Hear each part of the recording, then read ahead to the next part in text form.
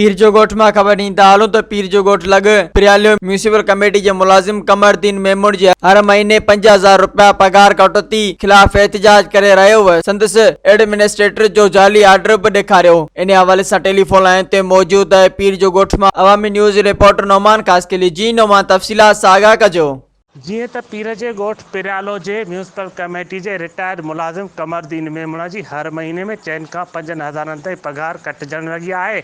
कमरदीन मेमूणा वधीक आवामी न्यूज़ सां ॻाल्हाईंदे ॿुधायो त हर महीने असांजी 4 खां 5 हज़ारनि ताईं एडमिनिस्ट्रेटर आफ्ताब मुगल ऐं CMO पगार कटे रहियो आहे, जेको असां सां सरासर ज़ुल्म आहे। असां आला इख्तियारनि खां अपील कयूं था त असां सां इंसाफ़ कयो वञे, असांजी पगार कटजण खां बचाई वञे त हिन महांगाई जे दौर में असीं पंहिंजी ज़िंदगी सुकून वारी गुज़ारे सघूं। कैमरामैन टीम सां गॾु नौमान कास्केली, अवामी न्यूज़, पीर जो ॻोठ।